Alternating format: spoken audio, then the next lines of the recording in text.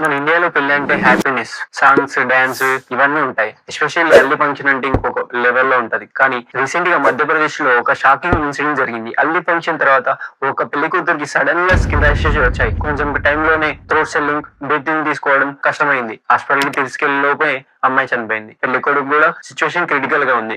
బంధువులు కూడా ట్రీట్మెంట్ తీసుకుంటున్నారు. యాజ్ ఏ ఫార్మసిస్ట్ గా నేచురల్ అంటే 100% సేఫ్ అని కాదు. కొన్ని టర్మరిక్ పౌడర్స్ లో కెమికల్ కలర్స్ కలుపుతున్నారు. అలట్రేషన్ కూడా జరుగుతుంది. పర్ఫ్యూమ్స్ ఉండొచ్చు. కొంతమందికి సివియర్ ఎలర్జీ రియాక్షన్ కూడా ఉంటుంది. అంటే యాక్సిస్ రావచ్చు. సిమ్టమ్స్ ఏంటంటే దుర్గలు పెట్టడము, బాడీ మొత్తము ఇంకా దద్దులు రావడము, గొంతు వాపు రావడము, శ్వాస తీసుకోవడానికి ఇబ్బంది పడడం ఇలాంటివి జరుగుతూ ఉంటాయి. సో ఈ సిమ్టమ్స్ ఉన్నప్పుడు immediately hospital better. Especially sensitive skin ఉన్న వాళ్ళు, ఆస్తమా, ఎలర్జీ, ప్రీవియస్ హిస్టరీ ఉన్న వాళ్ళు కేర్ఫుల్ గా ఉండడం బెటర్. సో హల్దీ ఫంక్షన్ ముందు ట్రస్టెడ్ టర్మరిక్ వాడండి. ప్యాచ్ టెస్ట్ చేయండి. అన్నోన్ మిక్చర్స్ యూజ్ చేయకండి. స్ప్రే లాంటివి కూడా యూజ్ చేయకండి. ఇలాంటి అవేర్నెస్ వీడియోస్ కోసం ఇప్పుడే ఫాలో అవ్వండి.